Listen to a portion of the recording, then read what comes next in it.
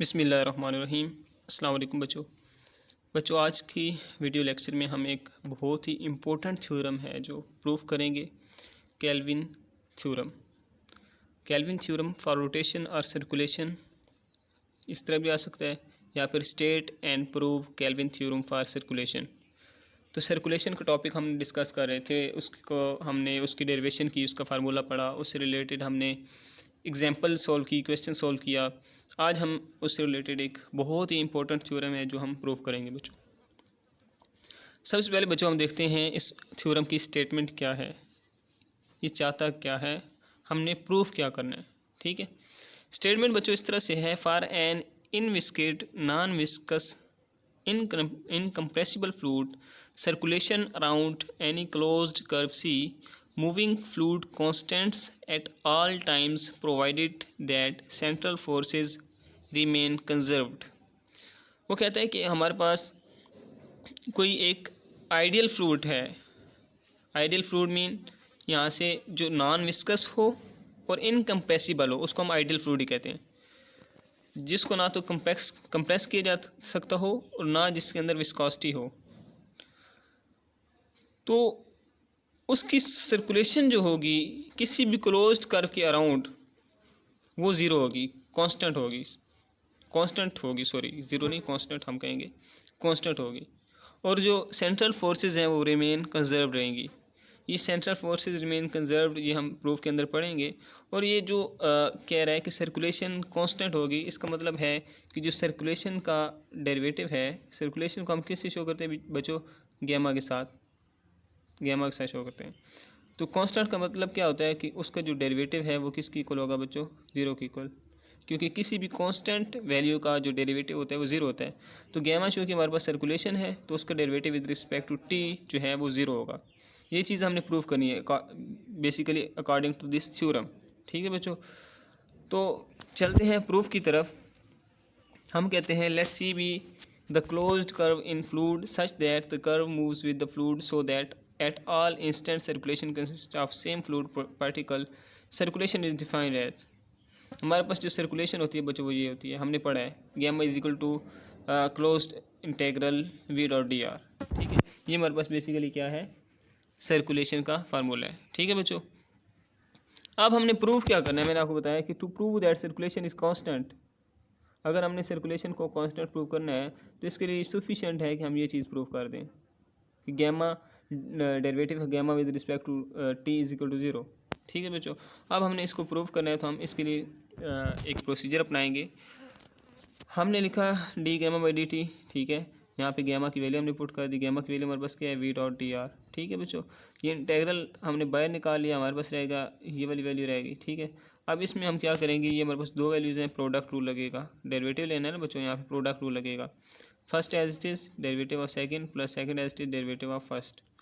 यहाँ पे एक मिस्टेक भी है बच्चों, वो भी देख लें आप लोग कि यहाँ पे डी टी नहीं आना, यहाँ पे डी आर आएगा। देखें first as it is derivative of second, और सेकंड हमारे पास क्या है, डी आर है। ठीक है, फिर second as it is derivative of first, ये प्रोडक्ट रूल यूज़ हुआ है यहाँ पे बच्चों। ठीक है बच्चों, अब हम इस इक्वेशन वन को सोल्व करेंगे।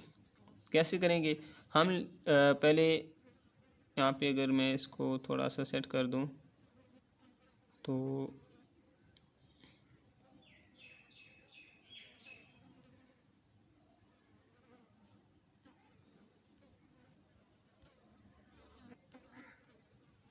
यहाँ पे बच्चों डी आर है।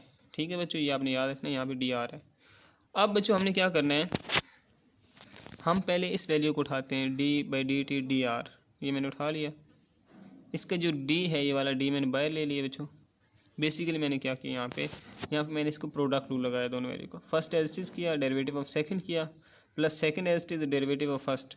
जब डेरिवेटिव ऑफ फर्स्ट किया तो फर्स्ट का डेरिवेटिव हमारे पास ज़ीरो हो जाता है, इसलिए हमने सिर्फ इसको मेंशन कर दिया। ठीक है बच्चों, तो derivative of R with respect to T, ये हमारे पास किसकी इक्वल होता है, ये हमारे पास वी की इक्वल होता है। Derivative of R with respect to T हमारे पास वी की इक्वल होता है, इसलिए हमने इसको लिख लिया डी वी, और इसको हम कहते हैं बर्नौली इक्वेशन। ठीक है बच्चों, अब मैंने आपको बताया कि हमने सोल्व किसको करना है, बेसिकली हमने इक्वेशन वन को सोल्व करना है। ठीक है, इसमें से हमने ये वैल्यू तो निकाल ली, ये वाली वैल्यू। अब हम जो डील करेंगे वो नेक्स्ट वैल्यू से होगी हमारी डील, ठीक है बच्चों। अब सिमिलरली कहते हैं, सिमिलरली हमने पहले तो सॉल्व किया इस वैल्यू के इस हिस्से को, सॉल्व किया इस हिस्से को, ठीक है। अब हम पूरे हिस्से को लेते हैं, वी को भी बीच में ले आते हैं, ये जो वी हमने छोड़ा था, स्किप किया था, इसको भी हम ले आते हैं। We dot D by D T D R, ये क्या बनता है, इसको हम देखेंगे बच्चों। इसको देखते हैं हम कहते हैं कि हमारे पास जो ये है ना वी, ये तो वी आ गया सेम, ये जो D by D T D R है ये किसकी इक्वल है, ये डी वी की इक्वल है। तो यहाँ पे हमारे पास ये डी आर नहीं डी वी आना है बच्चों। यहाँ पे मैं लिख देता हूँ, मिस्टेक्स हैं सॉरी थोड़ी सी इसमें, यहाँ पे डी वी आएगा अकॉर्डिंग टू हमारा जो हम ऊपर प्रूव कर चुके हैं। यहाँ पे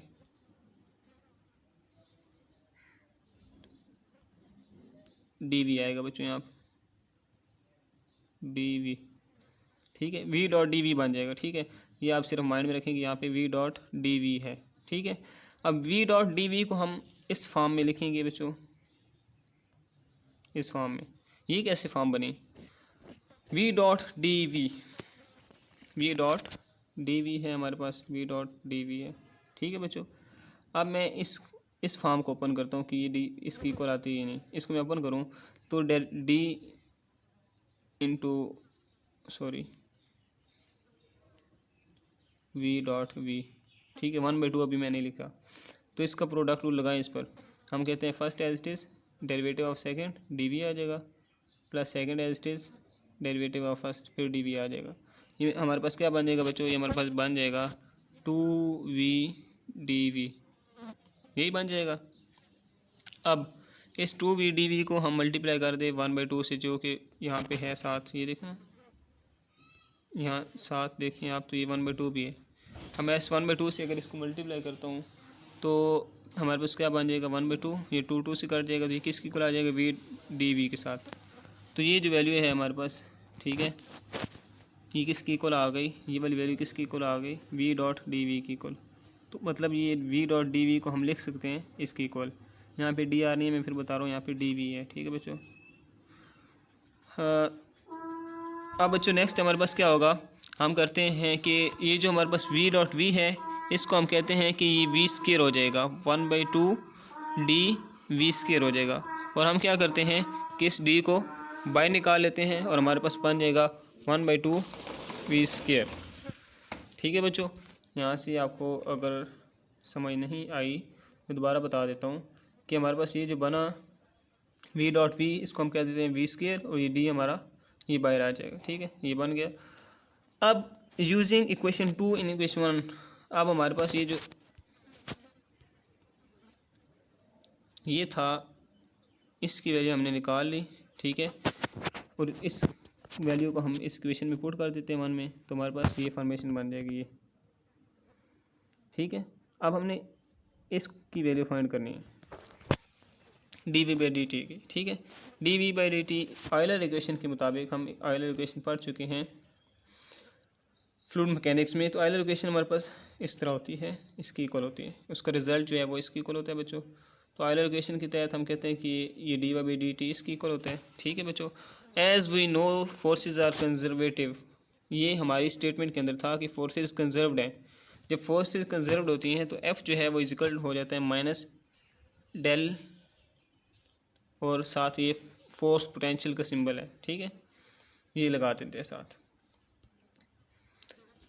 अब एफ इसकी इक्वल हो गया, ठीक है, और इस एफ की वैल्यू को हम पुट कर देंगे इक्वेशन 4 में, ठीक है, हमारे पास ये बन जाएगा, इस तरह की फॉर्मेशन बन जाएगी, ठीक है बच्चों।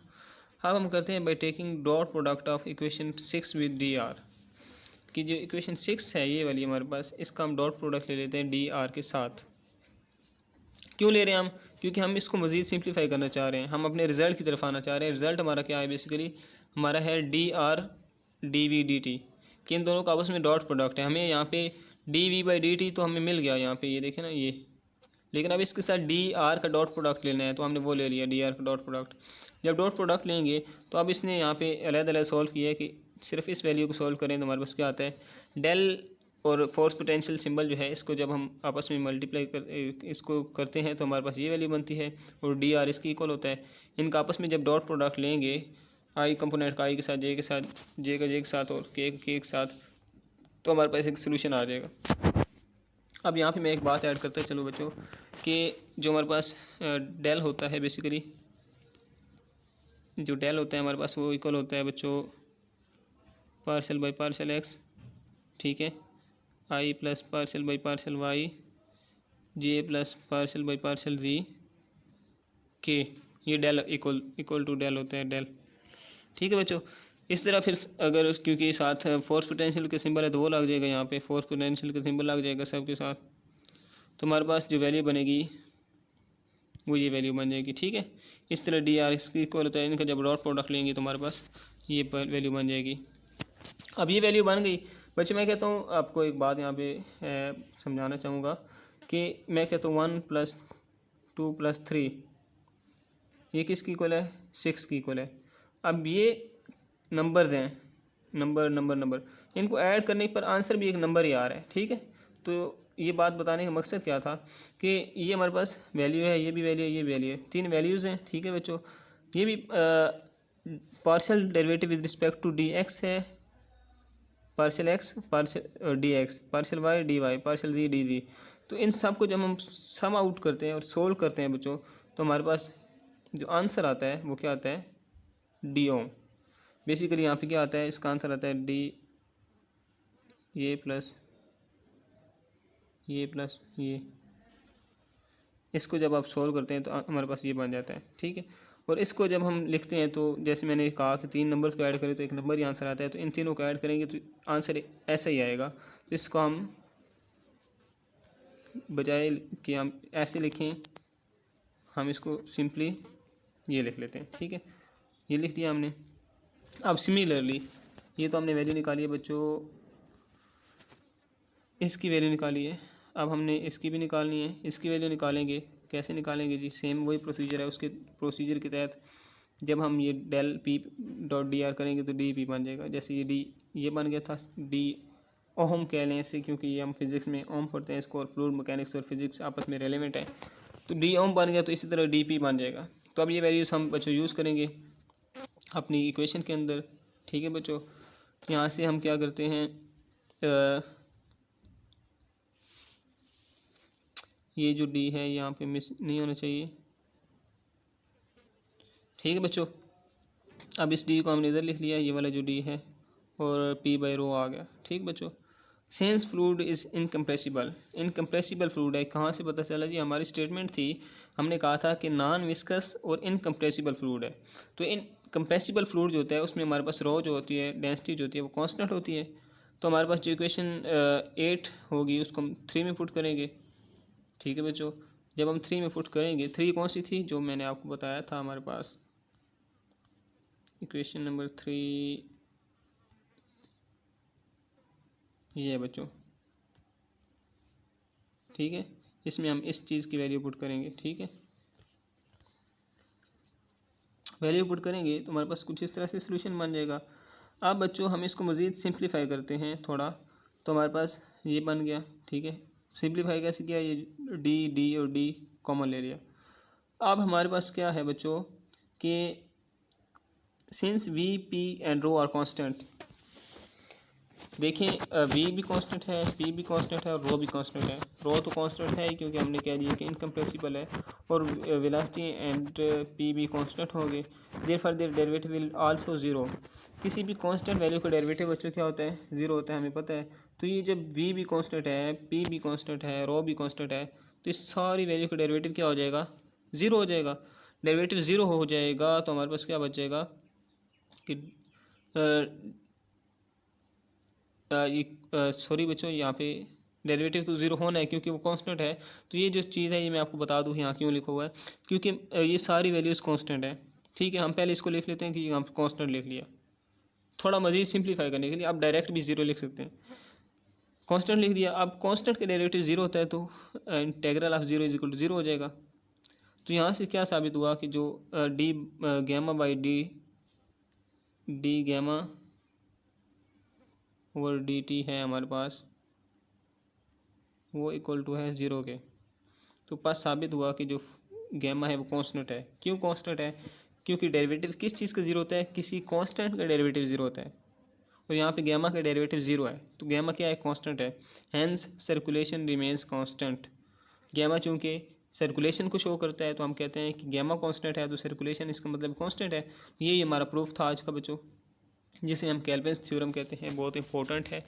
तो होप सो आपको समझ आ गई होगी। लेकिन आपको अगर कोई भी बात समझ नहीं आई तो आप पूछ सकते हैं। इधर छोटी मोटी चूँकि रिटर्न मिस्टेक्स थी जो मैंने आपको साथ साथ क्लियर कर दिए हैं।